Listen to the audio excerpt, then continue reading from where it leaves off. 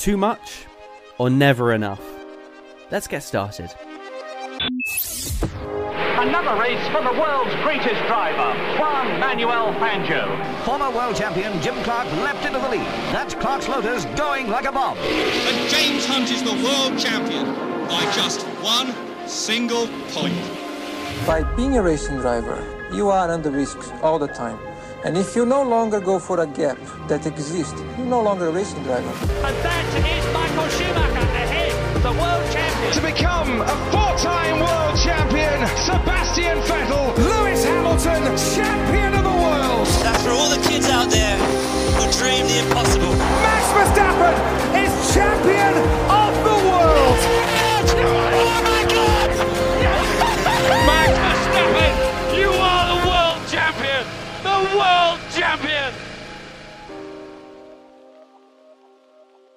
Hello and welcome back to episode 20 of F1 in Review. A very hectic and packed Austria Grand Prix is now behind us, and myself, Tristan Fancourt, and Angus Gallager are here to guide you through what has been a very, very interesting week. A race that concluded a few hours after the end of the race, and if you don't know what I'm talking about, well, at the end of the Austrian Grand Prix, a significant number of drivers got penalised for going over track limits. A theme that I think, Angus, you'll agree, ran through the whole race weekend, through the qualifying, I have to get this right, sprint qualifying, or as they call it, the sprint shootout, the sprint race, and then finally the feature race on Sunday. Now, this was, I think, a major issue for people because usually we get to the end of a race, people go past the checkered flag and we go, oh, that was very interesting. All right, Max Verstappen in first. Okay. Oh, it's Charles Leclerc in second. Oh, that's kind of it. But this time, Aston Martin decided to throw a spanner in the works by protesting against the end of the Grand Prix, and basically saying, we don't think the order is correct because everyone went off track limits and they went over so many times that they get a 5-second penalty, a 10-second penalty even, and threw it to the stewards to decide whether or not there should be any penalties afterwards. Now, I have the stewards' view in front of me, which I will read out to you. So they say, an examination of the list of deleted lap times provided to the stewards by race control revealed that a number of track limit infringements had not been previously referred to the stewards for potential penalty. It was determined that some of these infringements warranted a penalty, and that was not previously applied when the provisional classification was published. These penalties will be reflected in the final classifications. So what they're saying there is, we agree with Aston Martin that some people didn't get the penalties that they deserved. And before I jump to you, Angus, to talk about this, I think it's worth you highlighting what these penalties actually meant in practice. So, at the end of the race, these were the penalties that were imposed. Carlos Sainz was given a 10-second penalty. Lewis Hamilton was given a 10-second time penalty. Pierre Gasly was given a 10-second time penalty. Alex Albon was given a 10-second time penalty. Esteban Ocon was given not one, not two, not three, but 4 time penalties, equating to 30 seconds in total. By the way, that now means that Esteban Ocon has got the dubious record for the most number of penalties in a single race. Logan Sargent was given a 10-second time penalty. Nick De Vries was given a 10-second time penalty. And then another 5-second time penalty. Sorry, the list is so long that I'm starting to run out of get confused here. And Yuki Tsunoda was given a 5-second penalty. So, we're not done. Because that gets added to the race, Angus, that means that Lando Norris ends up being in 4th place, moving up from 5th. Fernando Alonso is in 5th, moving up from 6th. Carlos Sainz gets demoted from 4th down to 6th.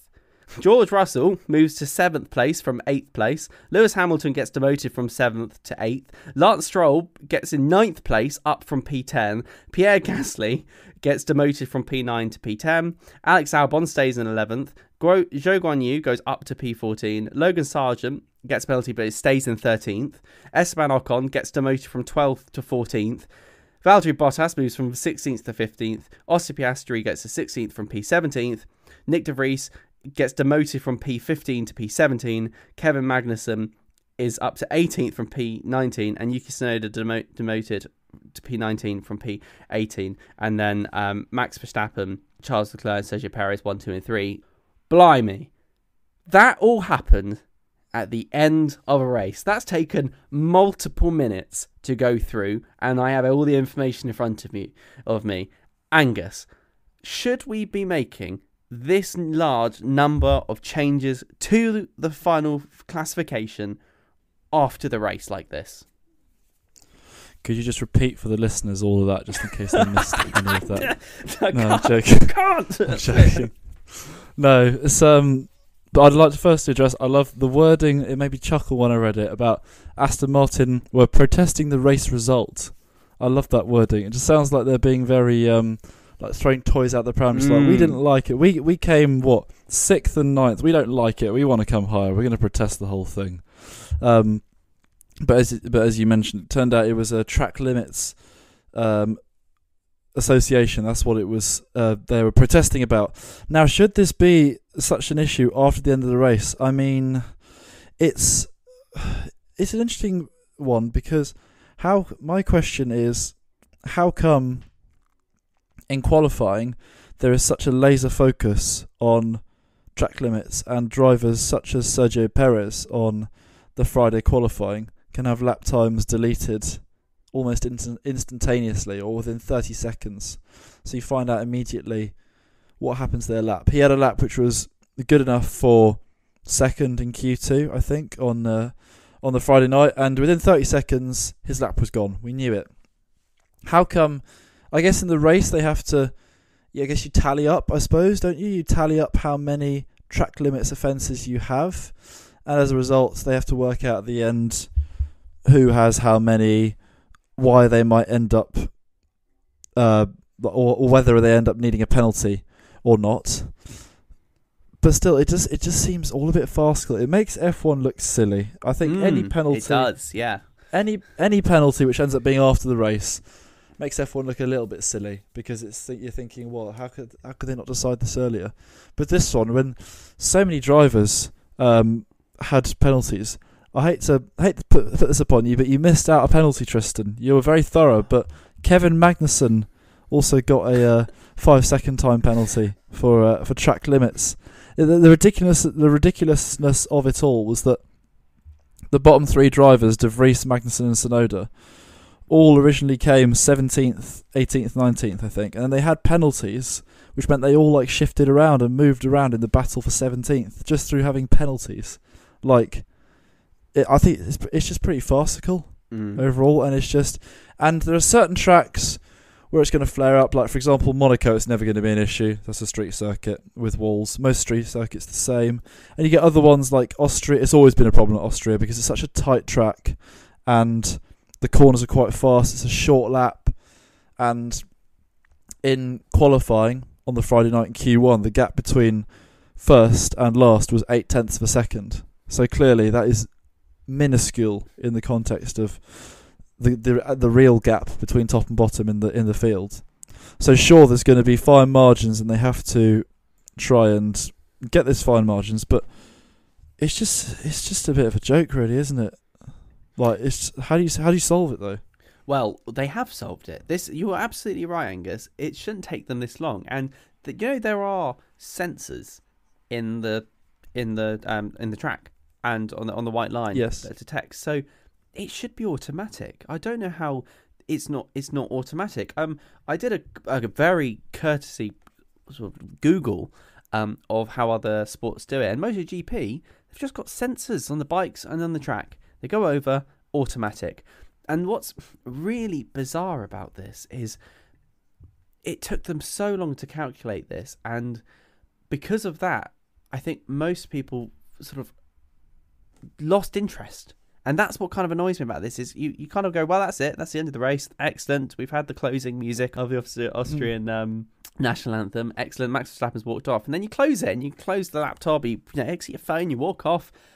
And then you come back, and you're like, oh, that's not the race I remember. What happened there? And then you have to go off and find out all this stuff. And, okay, it does have to be addressed. Absolutely. I'm not saying that anyone should get off lightly. But what I'm saying is it should be done immediately. There doesn't need to be that much steward review in this. And my question is, if there is a system which they've got, which they tell us that they've got, where there is sensors, then what happens to the sensors output?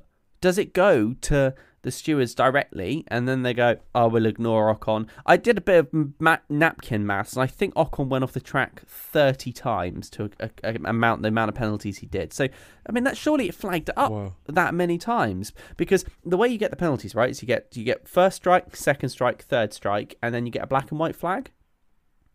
Yep. And then if you go off at that point, then you get your 5 second. You go off again, and you get a 10 second. And then it resets. So then you have to go first strike, second strike, third strike, black and white flag, 5 second penalty, 10 second penalty. Okay, so I reckon Ocon went off nearly half the race, I should say. So if they're getting all this output, why aren't they just automatically saying, oh, well, add that together? Excellent, that's a 5 second penalty for you. That's another 5 second penalty for you. I don't understand where this data is going. You'd think it'd be going straight to race control, wouldn't you? Because that's the place that decides the penalties and everything. And that would be logical, but once again, it doesn't seem too logical. And I get it's a very difficult thing to police.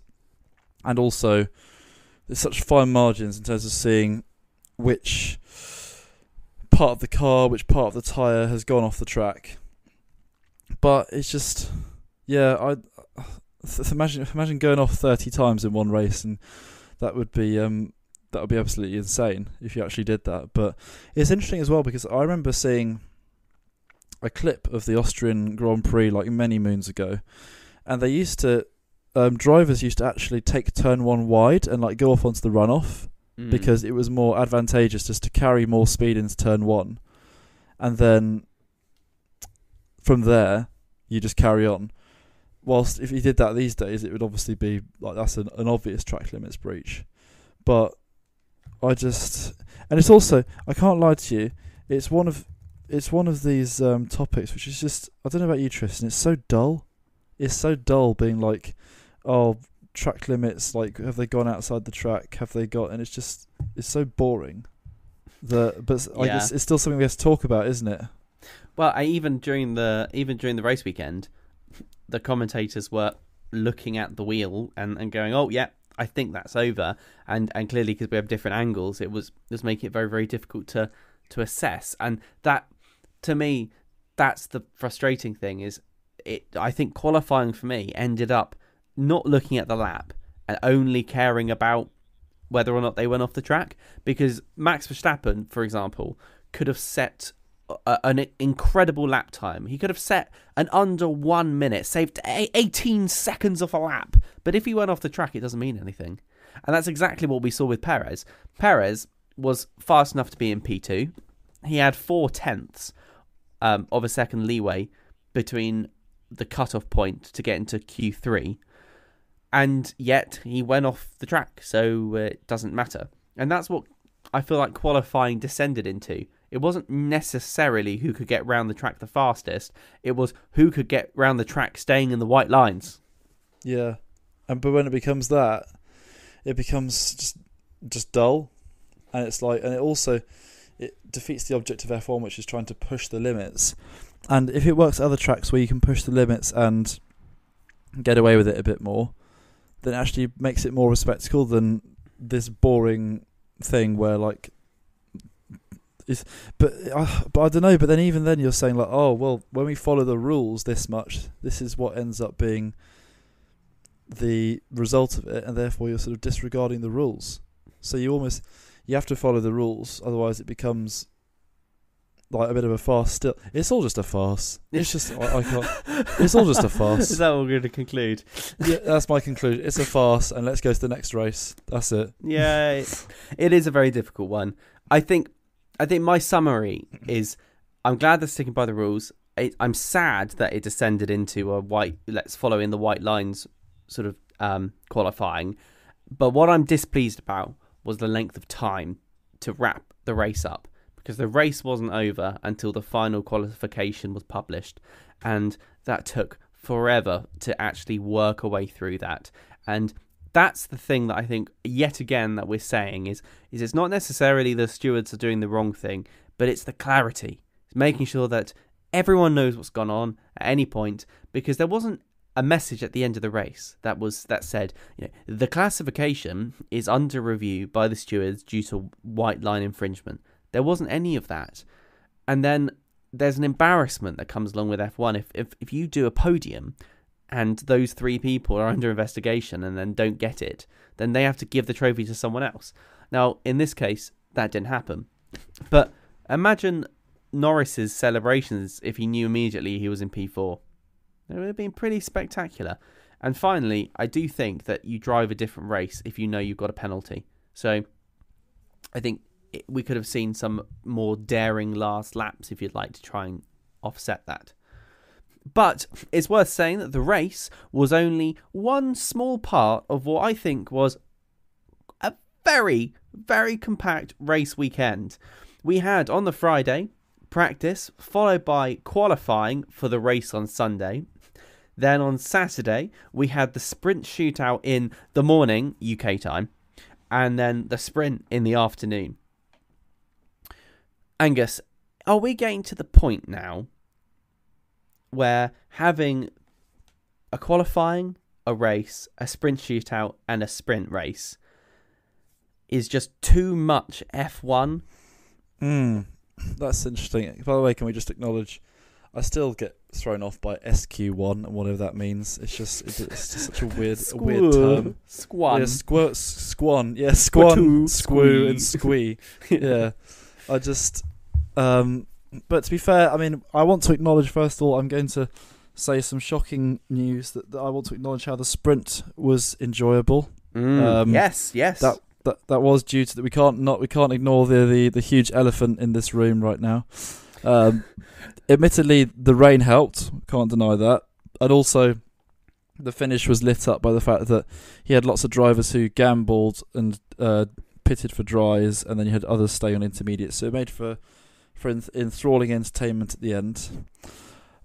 In terms of too much F1, now this is part of the whole debate around the new format we have is based on the fact that, well, the argument is that we have this adapted format because it makes the most of the on-track action. That the argument that practice is dead time, that people don't really want to watch it on TV, so therefore we might as well have something that is worthwhile. Hence why they've pretty much got rid of practice 2 on sprint weekends, and now why you have this extra qualifying session which is shorter, and why you have the sprint race as well, not counting towards the order for the Sunday. But it's definitely become more confusing because I completely forgot, for example, when I saw on Sunday, when you see, Sergio Perez is in 15th place, he's starting in 15th place, and you think to yourself, hang on, he qualified second in that thing yesterday. Oh, that was the sprint shootout, so he's not second, he's 15th. Oh yeah, in qualifying he messed up his track limits. And it's just very confusing. And then again you go, wait, Lewis Hamilton, I thought he came 18th in the... Oh no, that was yesterday, sorry, the day before he came 5th. Oh yeah, whoops. So it just mixes it up, doesn't it? It just mixes it all up. Yeah, I need a spreadsheet with the Friday results and the Saturday results, and I'll fill in my spreadsheet with my Saturday sprint and my Sunday race results, and then I'll just see what it all comes out as. And it makes it confusing, to be honest with you. But I will still admit the sprint was good. I think once we have all 3 of us on here again, I'd be interested to expand the debate in terms of in terms of F1, too much F1. I think the debate that'd be interesting would be too much F1 in terms of the races. Okay, because I remember a time when we had 17, 18 races, and sure, you want more races than that, but every race was like 2 weeks apart. You always had something to really look forward to.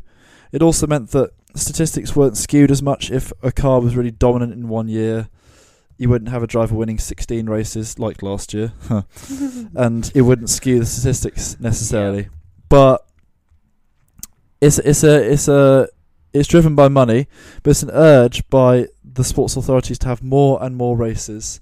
And now we have a situation where we are. If it wasn't for China's COVID policy, we'd have been on the verge of, or we are on the verge of a 23 race season, with 24 or 25 being mooted in the future, because they want a race on the African continent, and they probably want another race in America possibly.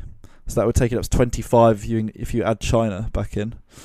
And there's the question of, is that too much F1? Is that having a race effectively on half the weekends of a year, is that too much? Not necessarily, possibly for us fans, but also for personnel, for teams, for people who work for the sport itself. That would be another interesting debate, which I would be interested to have once we're reunited as a three. But yes, your thoughts on the sprint, please, Tristan. Did you, as a man who's less sceptical than me about it, what did you think of it and everything that went down? Oh well, okay. To be honest, rather embarrassingly, I forgot that sprint shootout was a thing. And the only reason I watched it was because, and this is 100% true, I'm moving house, and so during qualifying on Friday, my partner and I were packing the house up, and so we only half watched qualifying. It was on in the background, but I didn't really watch what was going on. And I said, why don't we watch it again tomorrow before the sprint race? Okay, so obviously in my head I hadn't connected that qualifying had nothing to do with the sprint race. And then we were re-watching qualifying that happened on Friday, and it popped up and was like, hey, tune in for sprint shootout. And I was like, oh yeah, that's a thing. And so we tuned into that and watched the sprint shootout ready for the sprint race. That was the only reason I remembered that was a thing. Because if you actually listen back to last week, Tom didn't give the timing out for the sprint shootout, which means we all forgot about it. And I've since rectified this issue, because the calendar I have, I hadn't updated it for a while, that has all the times in it, didn't have the sprint shootout. I've now since updated it and added in all the sprint shootout times as well. So I do actually have that now. But what a ridiculous weekend. I'm sorry. I'm actually erring on the side of this is too much. This is too much Formula One. I've watched Formula One since I can remember. It's been a big part of my life, but it's not the only part of my life. And that's the thing that's kind of irking me a little bit. Saturday is a very busy day. Most of us have things to do, places to go, people to see. And so I was like, I'm like, well, okay, so, lucky we tuned in at 11 o'clock to watch Sprint Shootout, and, that puts us in good stead, ready for the sprint race today. If you miss that, then you've got to find time later on in the evening to watch the Sprint Shootout, and then watch the sprint race itself. I nearly called it sprint qualifying then, whereas I think the nice thing about the old format was, it was only one thing. You watch one thing on Friday, one thing on Saturday, and then one thing on Sunday. Now we've got practice and qualifying, so two things on Friday, two things on Saturday, and then one thing on Sunday. And I just think it's too much, Angus. I just think it's too much. I just don't have that much time. I love Formula One, but as I say, it's kind of not the only thing we do. And so I saw on Twitter loads of people having exactly the same comment as you, Angus, which was, I thought Sergio Perez qualified in 15th. Why is he suddenly in second place for this? Oh, yeah, that's right, because that's not qualifying for the sprint. So I think it's too much Formula One, and I think I'm going to repeat what I said in the previous review of the sprint weekend, which is we need to have something completely different. We need to have something like qualifying on Friday, a reverse grid sprint where the people at the back dash to try and get some frantic points, right? And then the Friday grid order sets the real grid for Sunday. And there you go. You only need one qualifying, and then it's reversed for Saturday, and then it's, proper points and everything on Sunday. And then it's just normal things, one thing on Saturday, one thing on Sunday. And then, maybe we don't have free practice, and you only have one practice. So there you go. You've even reduced, I guess that would reduce the race weekend. One practice on a Friday, along with the qualifying that sets the reverse grid on Saturday and a grid on Sunday. There you go. I've solved the problem with Formula 1. Therefore, less tyres are needed, less fuel is burnt, and people's attention spans aren't depleted because, hey, as I say, I just can't watch that much F1 on one day without not doing anything else. What if we're just adults now and we actually have busy lives? Nonsense. And we're not we're not the youth that we used to be, where we could just back when you're at university and you can just pause everything in your life just to watch F1 on the Sunday afternoon, and your housemates who aren't necessarily F1 fans will come and have a watch because they're bored or something like that. It's not quite the same anymore. We have jobs to uphold. We have families to bring up, not yet, but one day. We have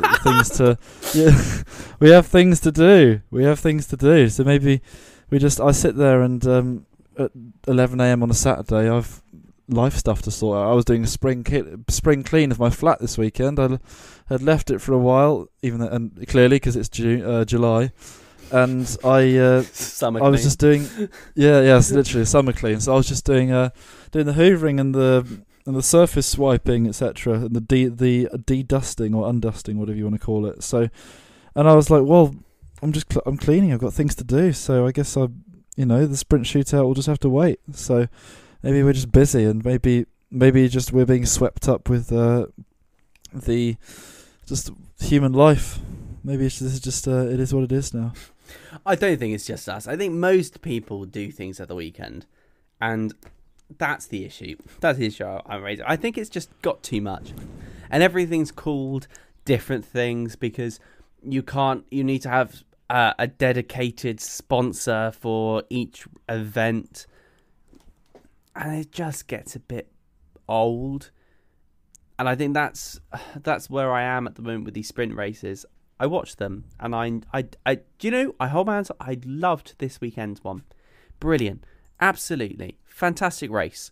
And it was just, if you think about it, the culmination of a changeable weather event during some sort of race. And that makes any race really interesting. And that's why I always look forward to the British Grand Prix, because it likes to drizzle here, and I feel like drizzle is kind of the worst nightmare for Formula 1 because they're never quite sure whether or not to put intermediates or stay on the slicks. George Russell knows, of course, unless it's his sweat. So yeah, it was just an interchangeable weather event, and as a result, we had an incredible sprint race. And yes, also big kudos to the team for deciding they were going to go for intermediates to slicks and pit, because that would be fantastic. I saw, and I wonder what you think of this, Angus. I saw a suggestion that we have a dedicated sprint tyre, which basically lasts half the race. So you have two options. If you go full pelt, you have to pit. And if you're fighting someone else, you'll degrade your tyre and you have to pit. And if it try and eke it out, you can probably get to the end without pitting. And I wonder what you think of that, because if, let's say, Max Verstappen was ahead, he had and thought, right, well, I'm on this tyre, I'm going to go gently, and Leclerc decided to absolutely go for it and force Verstappen to go faster, then it might force them both to pit. I guess it's very similar to that, the traditional qualifying tyres of the 80s. They used to describe them as basically one hit chewing gum tyres, where they would basically have one lap on them before they were destroyed. So what do you think of that as an idea? Even more destructible tyres. Yeah. How about have a sprint race where, like Austria, they had 24-lap sprint. How about you have tyres that last one lap? So you have to pit 24 times, and then it's a battle of the pit crew and who gets out first, etc. But no, I think that's a good shout actually. I think let's say the sprint race is 100 kilometers. I think roughly. You need a tyre that performs well for about 60 to 70. But then if you save it performs well for 100. But if you gas it or push it too much, it will perform well only for 50. You need to have a middle ground. And then if you push it, you've got the option of absolutely going hammer and tongs. And if you're not caught in traffic, you can pit, and then you'll be able to go again on the same tyre and push it again. That could be a good shot, because you're right at the moment, they just had the race tyres and nobody has to pit. And if it was a reverse grid on that, the people at the back, like Max Verstappen, would have to be going, hammer and tongs, as you like to say, because they want to get to the front of the pack. Whereas the people like I'm picking on Haas, not because I think they're bad, but because they came to the front of my mind. But if then you got Haas, let's say they're at the front because they qualified in last for a fluke accident before your Haas fans start hating on me. He doesn't have to run away as much, so Magnussen doesn't have to run away as much, so would be able to just go a bit more gentle on the tyres, knowing that Max Verstappen, who wants to get to first, would have to pit. I think it's a good idea. I think we should. You've got lots of suggestions here for the F1 hierarchy. I reckon you should just drop them an email or something. Write them a letter, a strongly worded letter. Yes, always has a lot of impact. That. Absolutely. And speaking of a lot of impact, this weekend just gone, McLaren brought a number of upgrades for their car, specifically Lando Norris's car. Lando Norris ended up in P4 after the penalties had been applied. So, as we head on to Silverstone, and the upgrades are supposedly coming now for Oscar Piastri, and McLaren have their extra special chrome silver livery, I wonder, is this the moment we've all been waiting for, McLaren? Is this the Tom's declared green shoots moment, or is it just yet another false dawn for the papaya team? What do we think? Yeah, the same green shoots that were declared, and then the green shoots kind of retreated back into the grubby soil, and then and they do seem to have, something's happened, but I think the interesting thing which we'll have to look at as time passes by is this I'll refer to it as, invent a new word here, is it a Norris-centric improvement? Is it or Norris-orientated improvement? Because I want to say, I reiterate my point that I've made in the past about Lando Norris and how much of a talent I think he is. I think that, whenever he gets in a top car, he will absolutely smash it. I think that he's up there with, he's not Verstappen's level. I think Verstappen has just gone far and beyond in recent times, but I think he's definitely on the same talent wavelength as we always talk about your Leclerc and your Russell and your Sainz. I think that Norris is definitely in that bracket, if not above that bracket, based on what he can do in a inferior car in the McLaren. To finish, fourth in qualifying, and then third in sprint qualifying. Phenomenal results. He was only behind the Red Bulls on the Saturday sprint shootout, which is unbelievable. And sure, he had a poor start in the sprint. He was a bit unlucky. He got caught out when Verstappen decided to absolutely steamroller past Perez and then push him just that little bit extra wide. Norris kind of got stuck at that, because otherwise I think he would have been on for a very strong result. Look where Hülkenberg got up to at the start. He got up into second. I think Norris could have definitely been up in that position too. But then he held his fourth in qualifying, turned it into a fifth, I should say, before the track limits penalties applied, and he got that fourth back. And he clearly had a barnstormer of a weekend. But the interesting point is he's kind of smoked Piastri all weekend. So Norris fourth in qualifying, Piastri 13th, 6 tenths between them. sprint shootout. Norris third, Piastri 17th, 4/10 between them in the in Q1, which was the only comparison we SQ1, sorry, the only comparison we had. And then they finished quite close in the sprint, ended up being close together, and then in the race, miles apart again, 4th and 16th. So Piastri, who himself had been showing some improvements, had a bit of a bad weekend, it seems, and I'm sure he will come back from that. Even if at the moment the point standings read 24 for Norris and 5 for Piastri, which is a little bit unfavourable. But yeah, I'd be interested. Yeah, Silverstone, kind of similar to Austria in some aspects, because you got quite a few long straight, not like really long straights, but you've got high speed sections where it's like quite fast. There are more high speed corners at Silverstone, so it'd be interesting to see whether they come up trumps there. Norris had the British crowd behind him. I know that doesn't define how strong an upgrade package is, but you can't deny that might end up being a factor in terms of his performance. I think after a couple of races, up until the summer break, then we can judge whether the upgrade package is working. We got 3 more races, don't we, before the summer break? I think, yeah, the 3. We got Britain, Silverstone, we got Hungary, and then we got Spa, the Belgian Grand Prix. After that, we can probably categorically say, well, those were green shoots, or someone didn't water the plant enough, and therefore it managed to not survive. So we'll then be able to see after that. But it's an encouraging signs. Encouraging signs, definitely.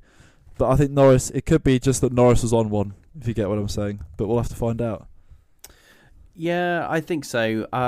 What I would say is I think you're being slightly harsh on Oscar Piastri. It's worth noting that he didn't have the upgrades, and the upgrades seem to have been quite significant this time around. Norris certainly thought so. In an interview with him afterwards, he was extremely happy with the performance of the McLaren afterwards, hanging on the back of Carlos Sainz for a significant portion of time as well. I think shows how far that McLaren's come, which is so wonderful. I'm a big McLaren fan, always have been, and I think I've been really poo-pooing them for a long time because I felt like that they were going backwards, and also if I started shouting about how great they would be, Sod's Law says they'll do even worse. So I think this weekend will be, I'm hoping, a great moment, and I guess we're going to litmus test your proposition, Angus, aren't we? That Piastri is perhaps not getting as much out of the car because Norris is, Norrising it and getting everything and extracting out everything from the car. Because supposedly Piastri is going to have the same upgrades as Norris this weekend with their extra special silver livery. What do you think, Angus? Were you pleased about the livery?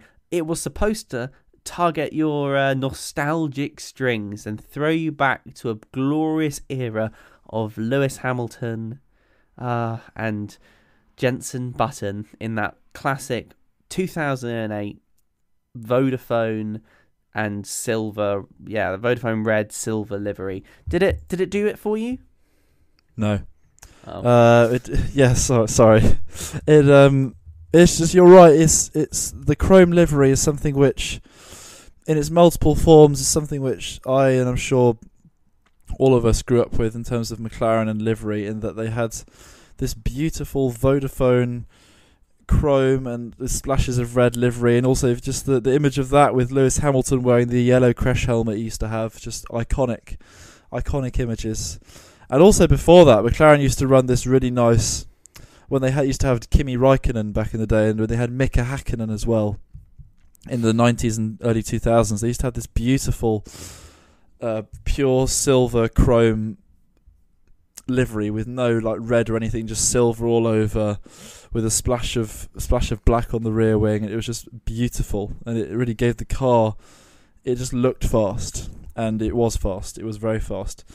This version is a bit more like, I compared it earlier in our little group chat, I compared it to the Force India livery from back in like the mid 2010s, where they had like, they wanted to be orange and they wanted to be grey, but also they couldn't make their mind up, and it ended up just being a bit of a eyesore, really, to be honest with you. And this is what McLaren's got here as well. I mean, it's just, yeah, I'm not convinced. But I thought their Golf livery they had was nice. That was a nice little touch. But this one just looks a bit like, it's just like, yeah, I'm not convinced. The colours don't fit for me, and like you said, they've gone for the silver stone theme, but also they've gone for orange stone and black stone as well. So I'm not convinced. I've only just noticed they're sponsored by Chrome, as in Google Chrome, and they've got the word Chrome written. Yeah, it's just it's not for me. I'm saying 5 out of 10 tops. I know, and what's really sad is I was so hyped for this. I was so hyped because I was really, really expecting a real nostalgic feel to the livery. I think you're right about the Golf one. The Golf one, I think, is the best they've ever done. And I think the reason it's so good is it's a complete commitment to what is a really interesting livery and something that's very different. I think what was weird about this particular livery is you're absolutely right. They've kind of gone orange, chrome, but we don't want it to be too heavy, so we're going to put the bare carbon still going to be there, and that's kind of what annoys me about it. And it's the bare carbon I don't like. It's nothing to do with the orange or anything. It could, if it was a silver and orange livery, I would have been incredibly hyped, because that would have been an absolute nod to their old school livery. But with the papaya branding that we know McLaren have heavily gone into, which would be brilliant. And we're not expecting them to be red because they're not sponsored by Vodafone anymore. And I just think it was a bit sad that they kind of missed out on an opportunity. Whereas Oscar Piastri and Lando Norris's race suits are really, really nostalgic. They look very, very similar to the classic ones that we saw Lewis Hamilton racing in, and Mika Hakkinen as well, I guess, racing in back in the day, and Jenson Button as well. And I don't know, as I was really, really hoping for a moment of magic, a nostalgic magic, because I wasn't old enough for the Golf livery. But if for those who don't know, when I was growing up, it was Lewis Hamilton winning races, and it was that era that really got me into the sport. And so I kind of wanted, I think, Angus, you're saying earlier that we've grown up and we no longer, have the time for Formula One. It's moments like that really throw you back into old school, cool Formula One that you knew and loved growing up. A bit like in Ratatouille, where the critic eats the ratatouille and gets thrown back to his childhood. And that's what I was waiting for. I was waiting for my Igor moment, and it just didn't come, and now I'm a bit sad about that. But, well, hey, at least the liveries do it. I'm just hoping, and hear what you think, I'm just hoping that the minor letdown of the livery is not a warning for the reality of the performance of their upgrades. Yes, if the livery is underwhelming and it signals a sign, then it's not going to end up being very favourable for them, is it? It's not going to be a good sign. But only time will tell. I reckon we'll be eking to have McLaren as a topic again in the next few weeks, because we'll want to discuss their status and how they've got on. So we'll see if you hear us talking about McLaren again in a few weeks' time, do not be surprised. And that's all we've got time for in this episode of F1 in Review. Thank you very much for listening to episode 20. If you have got to this point, if you haven't, well, I guess you'll miss this outro. Now, we have the Silverstone British Grand Prix coming up this weekend, which means chances of drizzle very, very high. But unfortunately, chances of a British racing driver finishing on the top step of the podium, not so high, I don't think. It could be another Max Verstappen win to add to the Red Bull tally, but only time will tell. If you are planning on tuning in this weekend for the British Grand Prix, then you can catch the qualifying on Saturday at 3 p.m. UK time. Adjust that for your local time zones. And then on Sunday, you can catch the race at 3 p.m. also. But thank you very much for listening, and we will be back next week to discuss the results of the British Grand Prix.